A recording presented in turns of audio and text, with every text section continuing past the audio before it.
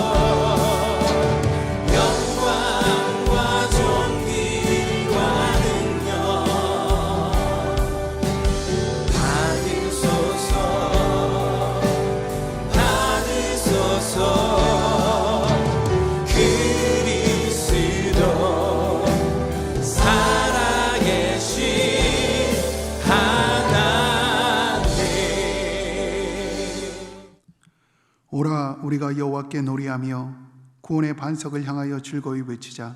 우리가 감사함으로 그 앞에 나아가며 시를 지어 즐거이 노래할지어다. 모든 신들보다 크신 하나님, 왕 되신 하나님, 그분을 찬양하며 예배할지어다.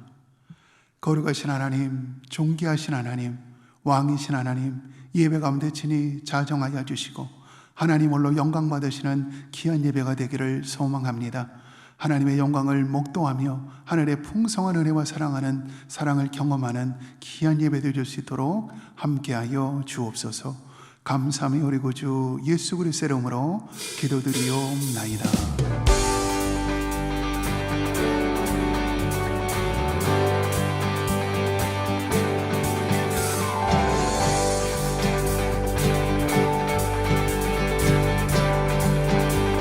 찬양 중에 주의 눈을 들어 주를 보내 소망 주의 마음 다해 주만 나 바라네.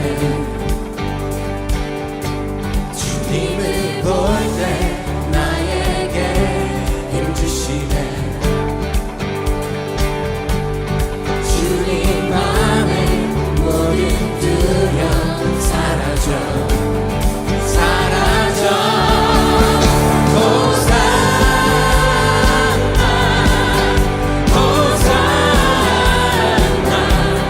구원의 주 하나님 찬양받으신 주님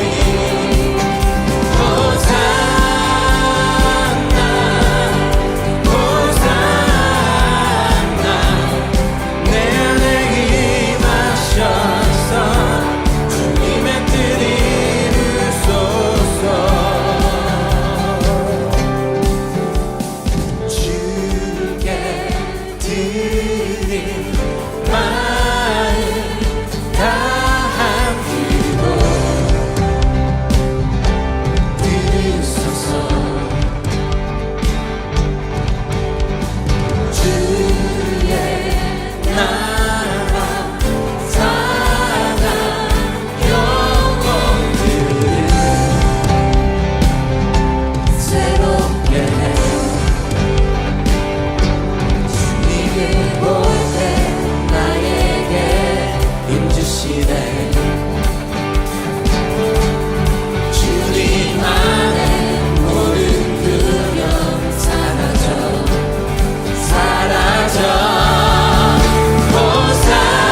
호산나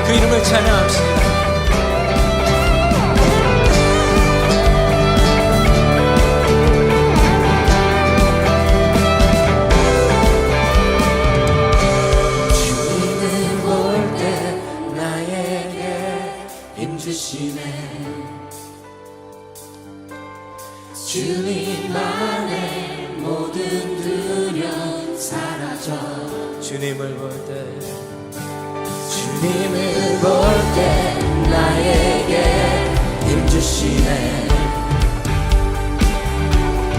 주님 안에 모든 두려움 사라져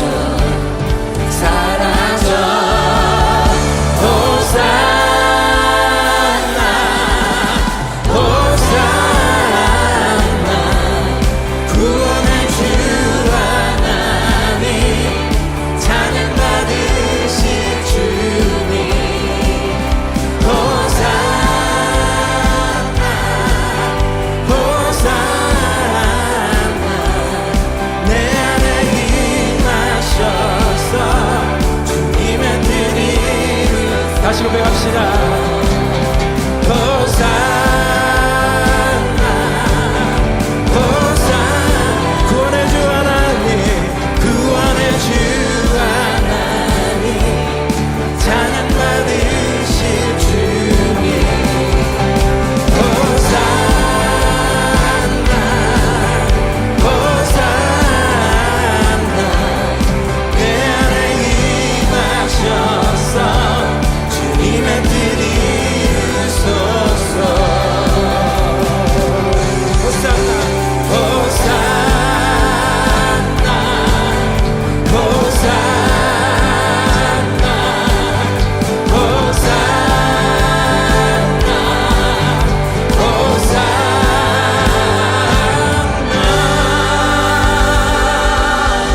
그렇습니다. 주 하나님 오늘도 임재하소서.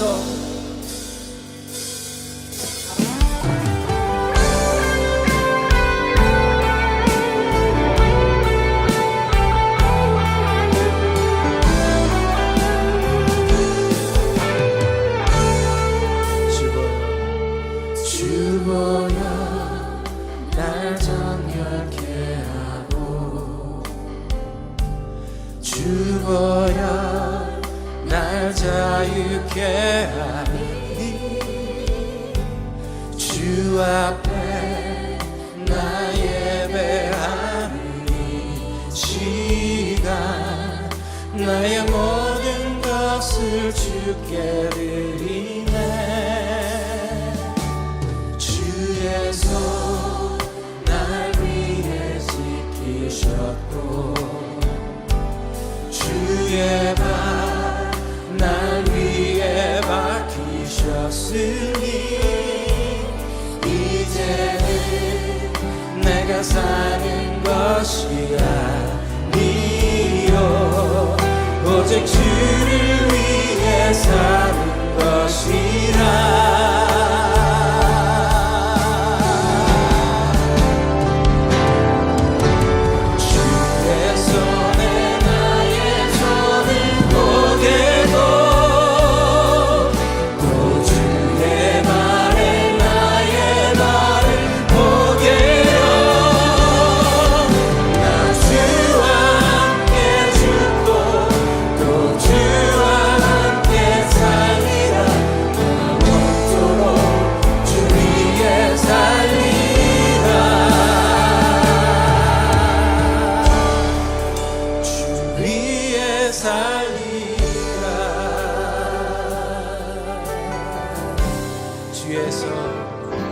주께서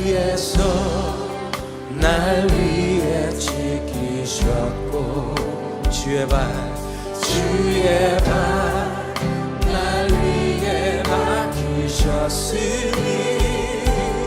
이제는 내가 사는 것이 아니요 오직 주를 위해 사는 것이라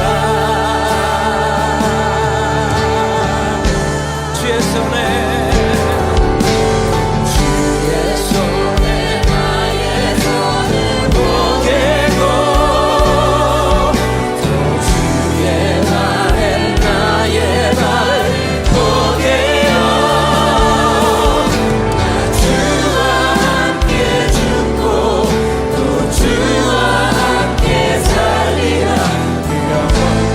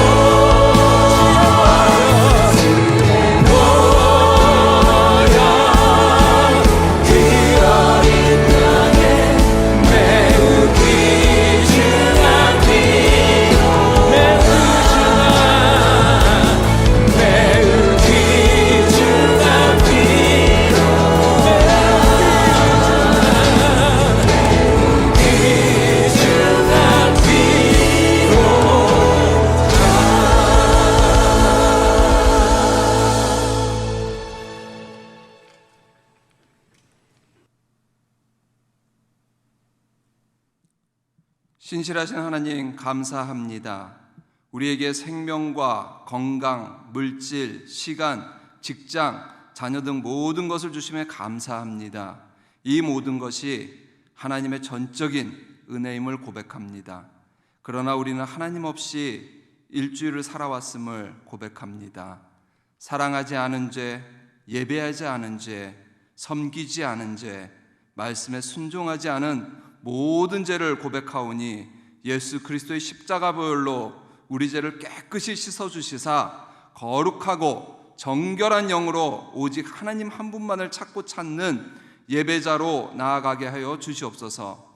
하나님의 계획 가운데 7개의 여름 단기 선교팀을 준비하게 하시니 감사합니다.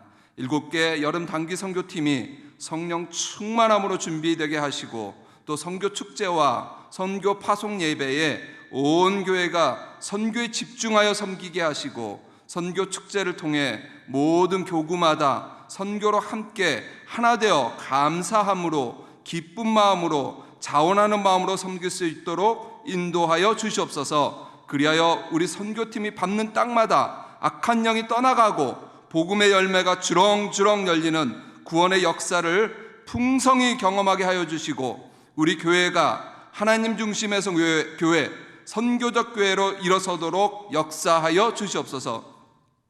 신실하신 하나님, 우리 교회의 다음 세대를 허락해 주심에 감사합니다.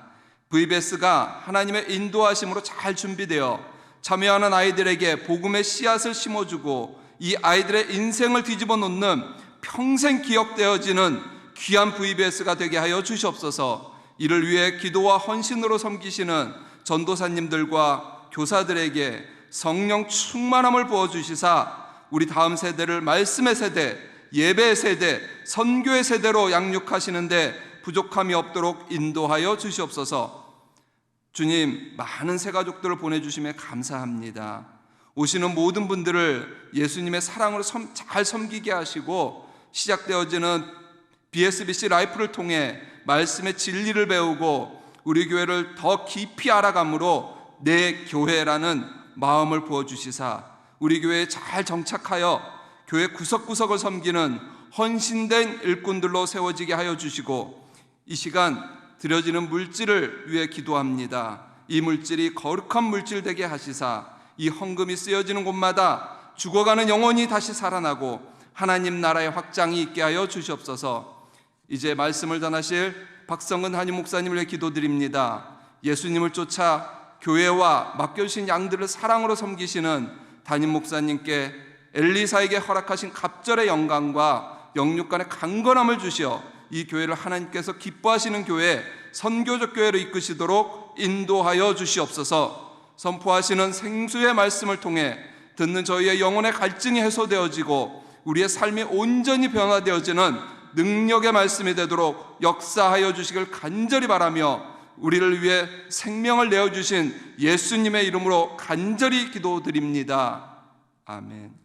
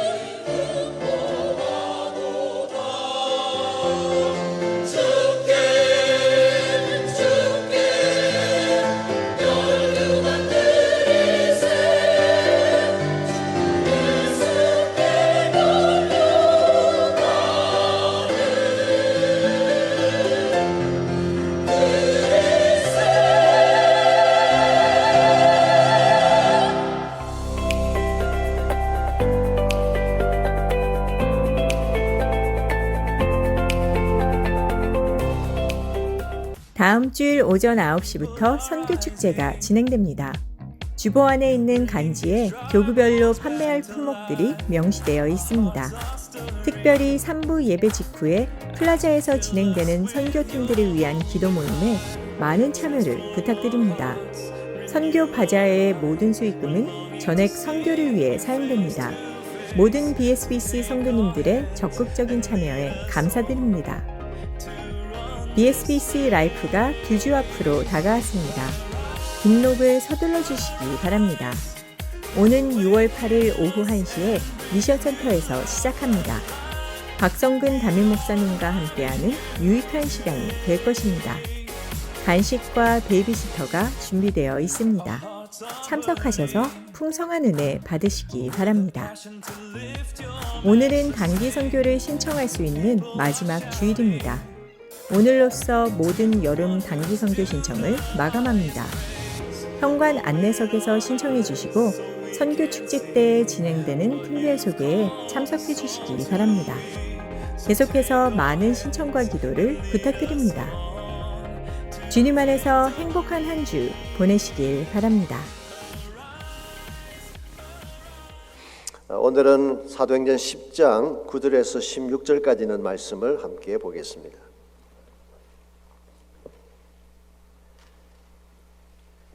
1절부터 봐야 되지만 우리 좀 시간을 줄이기 위해서 우리 9절부터 16절까지만 읽도록 하겠습니다. 잘 있으면 한 절씩 교독합니다. 이튿날 그들이 길을 가다가 그 성에 가까이 갔을 그때에 베드로가 기도하려고 지붕에 올라가니 그 시각은 제6시더라.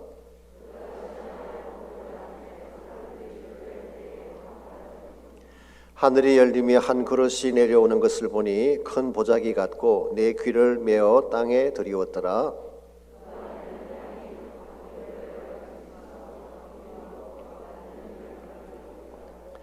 또 소리가 있으되 베드로야 일어나 잡아먹으라 하거늘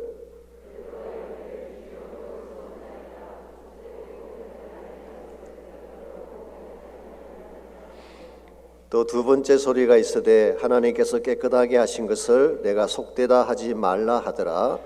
이런 일이 3번 있은 후 그 그릇이 곧 하늘로 올려져 가니라. 아멘.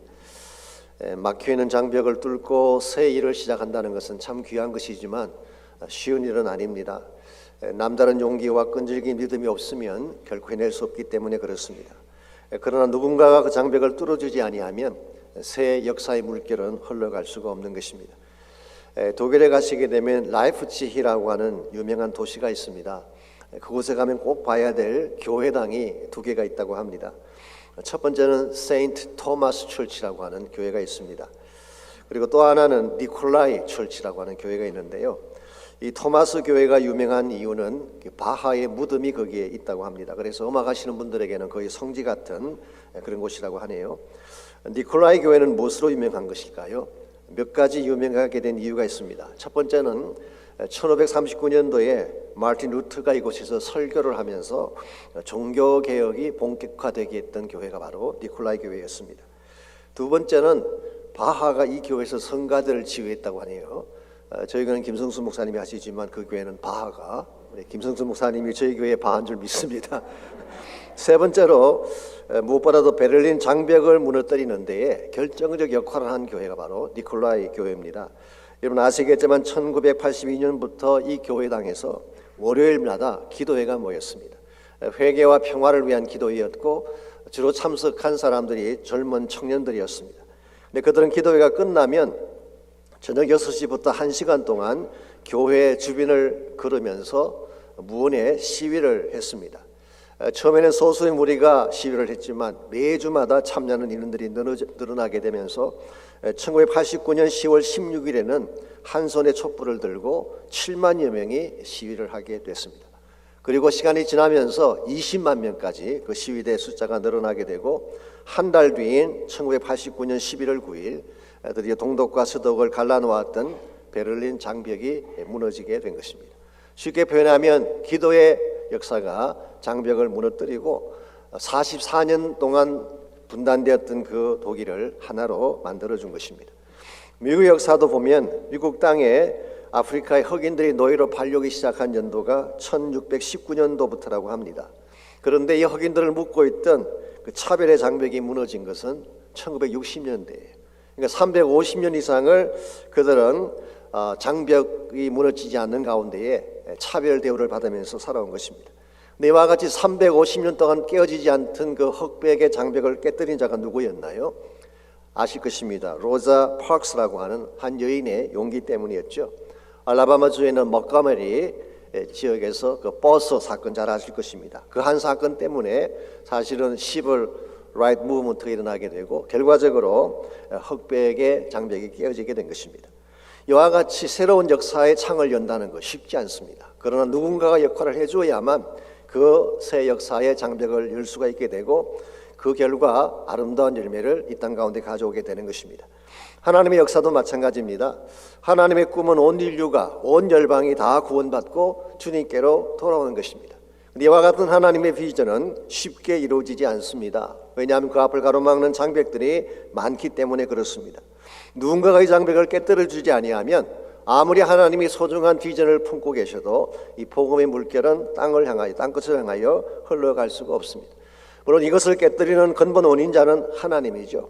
하나님의 능력만이 모든 장벽을 깨뜨리고 닫힌 문을 열 수가 있습니다. 그런데 하나님은 하나님께서 부르신 사람을 통해서 이와 같은 장벽을 깨뜨려 주신다는 사실입니다. 이런 의미에서 오늘 여러분과 제가 어떤 사람이 되면 또 저희 교회가 어떤 교회가 되면 닫힌 문을 열고 복음의 물결을 땅끝까지 흘러가게 하는 데 쓰임받을 수가 있을지 오늘 같이 봉독한 본문을 중심으로 이것을 함께 정리해 보려고 합니다. 오늘 같이 읽은 본문에 보시면 이방 선교의 첫 문을 열었던 베드로의 모습이 소개가 되어 있습니다. 흔히 베드로라고 하면 덤벙대고 실수나 연발하는 그런 제자로 생각을 하지만 사실은 그렇지 않습니다.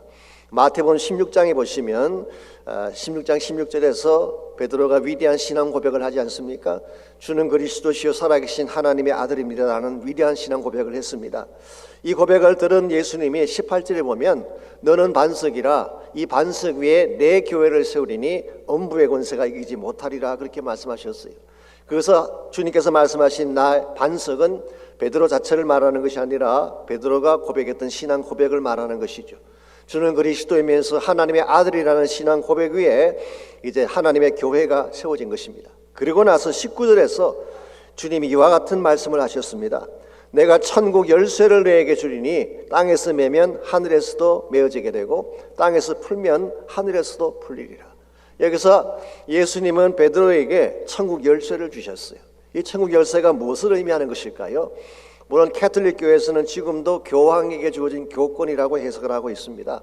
그리고 개신교에서는 교회의 치리권을 말하는 것이다 그렇게 해석을 하기도 하지만 저는 개인적으로 조금 다르게 이 열쇠에 대한 것을 보아야 되지 않을까 생각합니다. 그냥 문자 그대로 하나님 나라를 여는 열쇠를 의미한다고 저는 봅니다. 그래서 이 열쇠를 가지고 복음의 문을 열고 선교의 문을 열게 되는 케이스를 말합니다. 실제로 여러분이 사도행전서를 공부해 보시게 되면 이 베드로는 교회 역사의 중요한 대목마다 그 첫 문을 여는 역할을 베드로가 했어요. 사도행전 2장에 보시면 오순절날 예루살렘 교회에 첫 설교를 하고 한 번에 3,000명씩 회개하고 주께로 돌아오게 했던 자가 누구였습니까? 베드로였어요. 그러므로 예루살렘 교회의 첫 문을 열고 또한 복음의 첫 문을 열었던 장본인이 베드로였죠. 두 번째로 성전 민문 앞에서 기적을 행했습니다. 안전병을 일으키는 기적을 행했죠. 그 결과 온 유대 지역에 복음의 영향이 스며들어갈 수 있도록 행한 것도 베드로였습니다.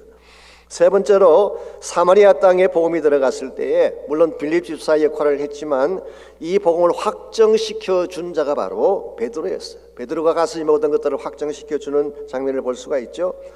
오늘 본문에 보게 되면 이와 같이 예루살렘, 온 유다, 사마리아를 거쳐서 이제 이방 지역에 복음의 첫 문을 열 때에 역시 베드로가 그 역할을 감당하는 것을 볼 수가 있습니다. 그래서 오늘 본문의 말씀은 고넬료의 집에 베드로가 들어가서 어떻게 복음의 문을 열었는가라고 하는 것을 자세하게 소개를 하고 있습니다. 먼저 고넬료가 어떤 사람인가를 좀 알려면 앞으로 잠깐 가셔서 우리가 1절과 2절을 보겠습니다. 가이사라에 고넬료라는 사람이 있으니 이달리아 부데라 하는 군대의 백부장이라고 했습니다. 이탈리아 부대가 쉽게 표현하면 어디를 말할까요? 로마를 말하는 것입니다. 그래서 로마 제국의 군대의 백부장이었어요. 그러므로 고넬료는 유대인이 아니고 이방인이라고 할 수가 있죠.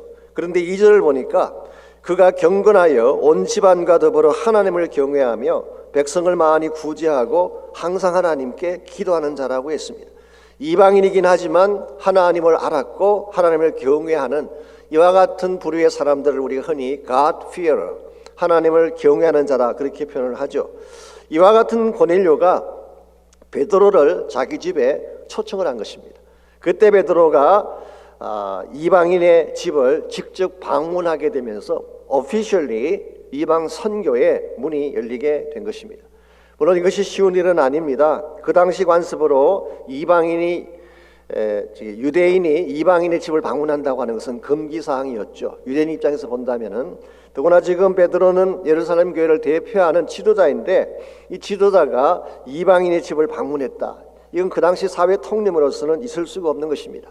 그럼에도 불구하고 이 모든 장벽을 깨뜨리고 베드로가 그 집을 방문하는 순간 비로소 이방 선교의 천문이 열려진 거예요. 이와 같이 베드로가 이방 선교의 천문을 열었기 때문에 그 뒤를 이어서 바울이나 다른 선교사들이 이방 선교를 하는 것이 가능했고 오늘 우리가 경험하고 있는 세계 선교의 역사들이 일어나게 된 것입니다. 이런 측면에서 오늘 본문에 베드로가 행했던 이 일은 우리 기독교 역사에 있어서 선교 역사에 있어서 중요한 획을 그은 굉장히 중요한 사건이라고 할 수가 있습니다. 오늘 여러분과 저의 삶과 사역도 이와 동일해야 된다는 것입니다. 왜냐하면 하나님은 베드로에게만 천국의 열쇠를 주신 것이 아니라 여러분과 저에게도 천국의 열쇠를 주셨기 때문에 어디를 가든지 천국의 문을 열라는 것입니다. 어디를 가든지 복음의 문을 열고 복음이 흘러가게 하라고 하는 것입니다. 그러므로 우리가 어디에 살든지 어떤 직장을 가지고 있든지 누구를 만나든지 천국 열쇠를 가지고 복음의 문을 여는 역할을 해야 됩니다. 그렇게 함으로써 복음이 한 곳에 막히지 아니하고 이 복음의 물결이 땅끝을 향해 끝까지 흘러갈 수 있도록 만들어야지 여러분과 저의 삶이 바르게 쓰임받는 것이 되고 하나님 앞에 영광이 되는 것입니다. 자, 그렇다면 우리의 삶을 통하여 어떻게 하면 복음의 문을 열고 이 복음의 물결을 땅끝까지 흘러가게 할 수 있을지 오늘 본문의 말씀을 중심으로 한 세 가지 이 복음의 문을 열고 복음의 물결을 흘러가게 하는 세 가지 비결에 대해서 나누려고 합니다. 첫 번째로 이 복음의 물결을 흘러가게 하려면은 기도의 채널을 열어야 됩니다. 하나님은 다른 무엇보다도 기도하는 사람을 통해서 선교의 문을 여신다는 사실을 알아야 됩니다. 오늘 본문에 보시게 되면 두 사람의 기도가 나옵니다. 먼저 첫 번째 사람은 고넬료였죠. 2절에 보시면은 고넬료가 하나님께 항상 기도하더니 그랬어요. 고넬료는 기도하는 사람이었습니다. 또 한 사람이 베드로입니다. 9절을 보시게 되면 기도하려고 지붕에 올라갔어요. 제6시에, 여기서 6시라고 하는 것은 난 12시를 말하는 것입니다. 그래서 베드로는 금식하며 기도하기 위해서 지붕 위로 올라갔고 고넬료는 자기 집에서 하나님 앞에 기도를 했는데요. 한 가지 흥미로운 사실이 있습니다. 각각 따로 기도를 했는데 이 기도가 둘을 만나게 한 것입니다. 이게 소위 말하는 기도의 채널링이라고 부르는 것입니다. 여러분과 제가 기도하면요 떨어져 있어도 서로 만날 수가 있어요. 멀리 있는 먼 지역에 있는 사람들과 어떻게 만날 수 있어요? 기도하면 만날 수가 있는 것입니다. 타주에 살고 있는 자녀들과 어떻게 만날 수 있을까요? 기도를 통해 만나는 것입니다. 그래서 이 기도라고 하는 네트워크가 형성이 되게 되면 굉장한 파워가 나타나기 시작하고 이 기도의 채널링을 통하여서 동일한 비전을 보며 동일한 사명을 감당할 수 있게 되는 것입니다. 이런 면에서 여러분과 제가 이 복음의 주역을 감당하기를 원한다면 맨 먼저 해야 될 일이 기도하는 거예요. 제가 오래전에 한 10여 년이 지난 것 같은데요. 전주에 있는 안디옥 교회를 방문하고 말씀을 나눴던 기억이 있습니다. 그 교회 개척하신 목사님이 이동휘 목사님이라고 유명한 분이시죠. 근데 그분이 교회 개척할 때에 그 교회의 핵심 주제를 사도행전 1장 8절로 삼으시고 이것을 성취하기 위해서 기도하는 운동을 먼저 시작하셨대요. 여러분이 순서를 잘 생각해 보셔야 됩니다. 교회가 탄생하고 성령이 임하고 이제 복음 운동이 일어났는데요. 이 모든 것이 시작되기 전에 먼저 무엇이 있었는지 아세요? 이 마가인의 다락방에서 열흘 동안 기도한 기도가 있었어요. 기도가 바탕이 된 후에 그 다음 성령께서 임하셨고, 성령이 임하시자 복음운동이 시작되고, 그 결과 예루살렘 교회가 탄생이 된 거예요. 그러므로 기도를 먼저 깔지 아니하면 우리가 아무리 좋은 전략을 세워도 하나님의 나라는 이루어질 수 없다는 거예요. 그래서 이동희 목사님이 개척할 당시 몇 명 안 되는 성도였지만 그 성도들로 하여금 기도에 띠를 띠게 만들었어요. 그래서 전주 시내의 전체 구역을 나누어서 어사인을 해주고, 당신은 이걸 책임져라, 이 지역은 당신 거야, 그렇게 하고 그게 집중적으로 기도할 수 있도록 만들어줬어요. 그래서 아파트 몇 통부터 몇 통까지는 누가 기도하고, 어느 거리에서 어느 거리까지는 누가 기도하고, 이렇게 어사인을 다 한 것입니다. 그 당시 전주 시내에 800개 정도의 교회가 있었는데요, 그들은 기도할 때 교파 교단 구별 없이 모든 교회가 부흥하도록 기도를 했어요. 그리고 각 교회를 섬기는 목사님들을 위해서 기도했습니다. 목사가 살아야 전주가 살아난다. 한국의 어떤 분은 목사가 죽어야 교회가 산다, 이런 이상한 책도 쓰신 분이 계시지만 저는 반대로 생각합니다. 목사가 살아야지, 영적으로 깨어 있어야지 교회가 부흥을 하죠. 이와 같이 정말 온 교회, 온 교단 상관없이 온 시내에 있는 모든 구역을 염두에 두고 몇 개월 몇 년을 기도했더니요, 시내 곳곳에서 부흥이 일어나기 시작했어요. 사단과 악한 영들의 견관진들이 무너지기 시작하면서 복음의 물꼬가 터지기 시작하더라는 것입니다. 그러므로 올여름과 제가 정말 하나님 나라 일을 하기를 원한다면 먼저 기도의 사람이 돼야 돼요. 하나님의 교회가 기도의 띠를 띠고 정말 기도하기 위해서 모이고 기도하기 위해서 모든 일들을 집중하게 될 때에 하나님은 거기에 성령을 기름 부으시고 복음운동이 일어나게 하는 것입니다. 그러므로 우리가 선교가 중요하면 중요한 만큼 뭘 먼저 해야 될까요? 기도를 먼저 해야 돼요. 하나님께 나와서 예배하고 기도하고 우리 심령이 주의 영으로 체험받은 후에 그 다음 선교하고 사역을 해야지 그게 열매도 있고 바르게 진행이 되는 것이지, 그것 없이 일만 하려고 하면 절대로 바른 열매를 맺을 수가 없습니다. 그러므로 우리가 이 하나님 나라의 물꼬를 터서 온 땅을 향하여 이 복음의 물길을 흘러가기를 원한다면 제일 먼저 해야 될 일이 기도의 채널을 여는 것입니다. 두 번째로 하늘의 환상을 봐야 됩니다. 하늘의 환상을 보아야지 진짜 해야 될 일을 바로 발견하게 되는 것입니다. 이 땅의 것만 보며 사는 사람은 복음의 창을 열 수가 없습니다. 왜냐하면 늘 보는 것이 이 세상 것인데 세상의 영광만 보고 살기 때문에 하나님 나라의 영광을 알 수가 없는 것입니다. 그래서 몇십 년을 살면서도 늘 차갑게 돌던 맴도는 사람들이 있죠. 이유가 뭔지 아십니까? 진짜 보아야 될 환상을 보지 못했기 때문에. 하나님 비전을 보지 못하면 살아도 사실은 바르게 사는 것이 아니고 열매도 없고 보람도 없게 되는 것입니다. 이런 면에서 우리는 정말 하나님이 나에게 보여주시는 킹덤 비전, 하나님 나라 비전을 반드시 봐야만, 그래야지 복음의 물꼬도 틀 수가 있고 닫힌 문도 열 수가 있는 것입니다. 11절 말씀 보시기 바랍니다. 11절 말씀 보시게 되면 이 베드로가 기도하는 중에 어떤 환상을 보았을까요? 11절입니다. 하늘이 열리며. 여러분이 기도하게 되면 반드시 하늘이 열릴 줄 믿습니다. 기도할 때 하나님이 하늘을 열어주시는 거예요. 그리고 무엇을 보았나요? 한 그릇이 내려오는 것을 보니 큰 보자기 같고 내 귀를 메어 땅에 들이웠더라. 그 안에는 땅에 있는 각종 네 발 가진 짐승과 기는 것과 공중에 나는 것들이 있더라라고 했어요. 자, 이 그릇 속에 담겨 있는 이 모든 것이 이 음식인데요. 이게 무엇인가요? 네 발 달린 것, maybe 돼지 족발 같은 뭐 그런 케이스겠죠. 기는 것, 배양, 나는 것들, maybe 까마귀. 아마 한국 분들 오늘 본문을 볼 때마다 그렇게 해석할 가능성이 있습니다. 한국 사람들이 선호하는 식품들, 그게 나왔는데 이건 사실 베드로가 원했던 환상은 아니었어요. 환상을 본다면은 뭐 최소한 야곱이 보았던 것처럼 하늘이 열리며 천사가 왕래하고 뭐 그런 걸 봐야지 환상을 봤다 그럴 텐데, 아니면 사도 요한이 보았던 것처럼 새하늘과 새 땅을 보고 보호자를 본다든가 이런 걸 보아야지 환상이라고 할 수가 있을 텐데, 베드로는 보고 싶지 않은 걸 본 거예요. 가장 더럽게 여기고 누추하게 생각하는 것을 하나님이 보여주셨어요. 근데 여러분, 저는 여기에 하나님의 가슴이, 하나님의 꿈이 잘 새겨져 있다고 생각합니다. 메시지는 이런 것입니다. 너희들이 지금까지 너희들이 좋아하는 것만 보고 좋아하는 일만 행하였는데 아니다. 내가 진짜 원하는 일을 너희들이 해야 된다. 너희들이 더럽게 여기고 내팽개치고 담을 샀고 쌓아왔던 이방인들, 이들이야말로 내가 품어야 될 사람들이고 너희들이 이들에게 마음을 품고 섬겨야 된다라고 하는 메시지를 오늘 본문을 통해서 주게 된 것입니다. 오늘 여러분 가지가 하나님의 사명을 감당하려면 내가 하고 싶은 것만 해서는 안 돼요. 저도 목회자이긴 하지만 목회를 하다 보면 또 선교나 사역을 하다 보면 하나님의 꿈이 아니라 나의 앰비션, 내가 꿈꾸는 비전을 이루기 위해서 일을 하려고 할 때가 있어요. 대단히 위험한 것이죠. 하나님을 빙자했지만 실제로는 나의 앰비션을 성취하려고 할 때에 그래서 하나님 앞에 영광이 되지 않는 것입니다. 나는 보고 싶지 않은 것이라도 하나님 보여주시면 그 길을 가야 돼요. 가고 싶지 않은 곳이라도 하나님이 가라고 하면 그곳을 가야 돼요. 그러니까 우리의 최대 관심사는 나의 비전이 아니라 하나님 나라의 비전이기 때문에 그렇습니다. 이런 측면에서 여러분 선교라고 하는 것은요, 달콤한 로맨티시즘, 낭만 같은 것이 아닙니다.